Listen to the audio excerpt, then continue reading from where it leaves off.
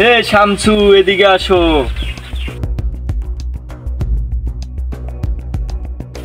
জি চাচা। কেমন আছো? আলহামদুলিল্লাহ ভালো। আমার কোরবানির গরুটা দেখছো?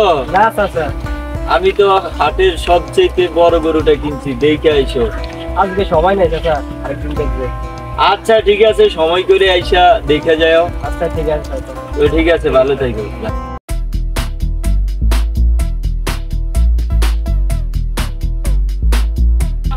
বাবা ডাকছেন নাকি?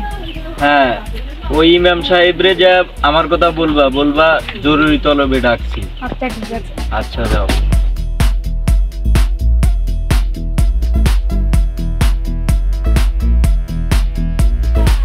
আসসালামু আলাইকুম খান সাহেব। ওয়ালাইকুম সালাম হুজুর, আসেন আসেন, বসেন।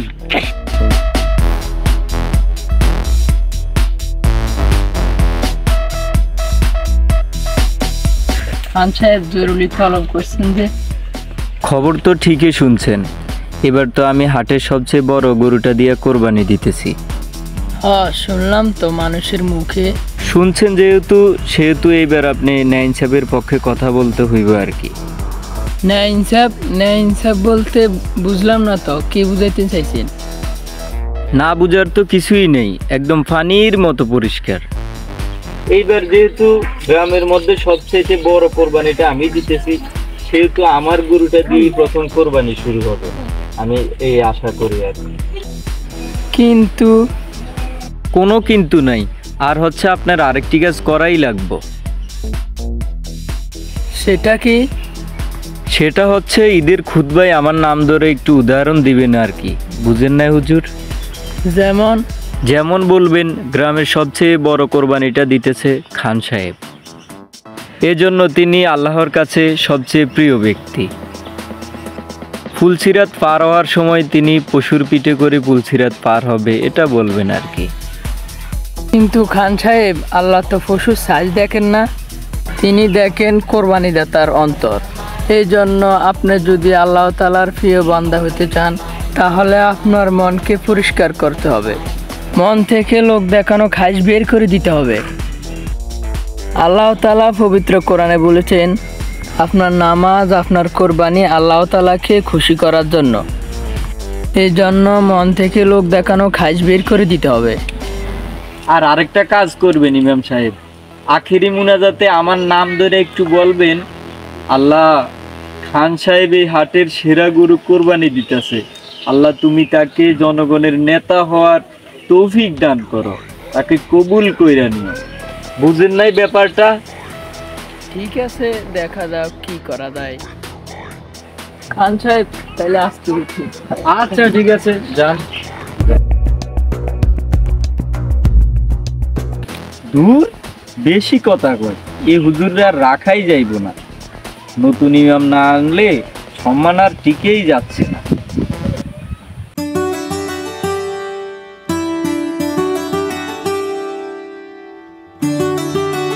কিরে বাপ, কই থেকে আইলি?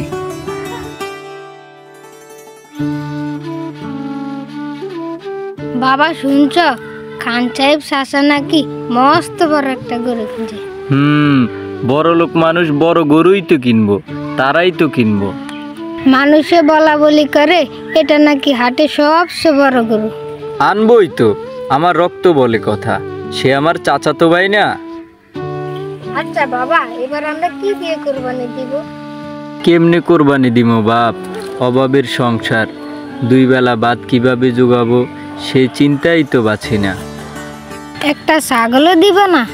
সবই তো জানো রে বাপ, প্রতি বছর তো গরুই কোরবানি দিতাম, কিন্তু এক ক্যান্সার আইসা বানের পানির মতো সব বাসাইয়া নিয়ে গেল, জমি জমা যা ছিল সবই গেল। শেষ পর্যন্ত তোমার মাকে আর বাঁচাইতে পারলাম না, শুধু রাইখা গেল শূন্য দুইটি হাত। স্বপ্ন কি ভাবছিলাম কখনো এমন হইব? মা মরে যেতে ভালোই হয়েছে, বাইসা থাকলে আরো কষ্ট হয়েছে। ঈদের দিনে তার ছেলে মাংস খাইতে পারবে না। মন খারাপ কইরো না বাজান, আমি কোরবানি দিতে পারতেছি না তো কি হয়েছে, আমার ভাই খান মিয়া তো দিতেছে, এত বড় মস্ত গরু সে কি একা খাইবো? একা খাইবো না, ঠিকই দেখবা আমাদের জন্য পাঠাইয়া দিব। তখন মন ভরি তুমি আর আমি একসাথে খাবো, ঠিক আছে বাজান?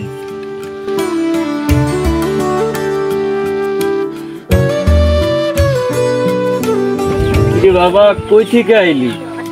বাবা খান সাহেবের মস্ত গরুটা জবাই দিছে, চলো না আমরা আমাদের ভাতটা জবাই দিই। শুধু হাত জবাই দেওয়ার কি দরকার, একটু পর তো গোস্ত পাবোই, তখন দুইজনে মিলে পেট ভরে খাবো। আরে দিবে দিবে, আমার ভাই খান সাহেব আছে না, সে দেখবার ঠিকই দিবে। যেভাবে বলতেছো যেন মাংস অর্ডার দিয়ে রাখছে, আর যেন উপর বর্ষাকাল লাভ আছে যদি কেউ না দেয়। আচ্ছা বাবা আমি একটু ঘুরে আসি। আচ্ছা শুন শুন, তুই আবার কারো কাছ থেকে গোস্ত চাইস না, ঠিক আছে? আচ্ছা যা। যেই গরম পড়ছে এতে তো গোস্ত খাওয়ানো যাইবে। আপা গোস্ত কাটাকাটি শেষ, এখন কি করবো কয় ভাগ করবো? আরে বাগাবাগি করবি মানে? আমি কি গোস্ত বাগাবাগি করার জন্য কোরবানি দিচ্ছি নাকি? এটা বলছিল যে কোরবানির গোস্ত 3 ভাগ করতে হবে। আর রাখ তোর বাগাবাগি, হুজুরের কথা সবকিছু শুনলে হইব নাকি? তাইলে যারা আছে তাদের কি করবে? 1 কেজি গোস্ত দিয়া তাদেরকে বাগাইয়া দে যা। চাচাদের কি দিব? বেশি পণ্ডিতগিরি করো না, যা কইছি সেটা করো, যাও।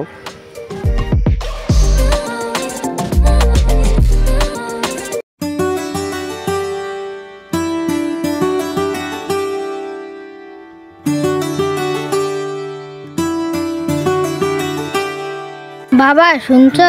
কি রে বাবা, গোস্ত বাগাবাগি শেষ নাকি? আশা ছাইরা দাও বাবা। আরে এত মন খারাপ করিস না তো, খান সাহেব নিশ্চয়ই গোস্ত নিয়ে ব্যস্ত ছিল, তাই আমাদের কথা মনে ছিল না। দেখবি ঠিকই গোস্ত পাঠাবে আমাদের জন্য।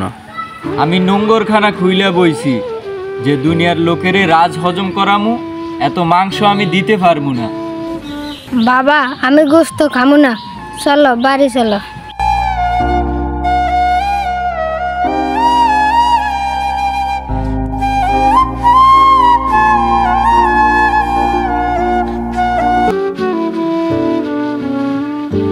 আসলাম ভাই বাসায় আছেন? আসলাম ভাই বাসায় আছেন? কেন ডাকছেন ভাই, ভালো আছেন? জি আলহামদুলিল্লাহ ভালো আছি। আপনার ভাবি পাতিদের জন্য গোস্তগুলো পাঠিয়েছি।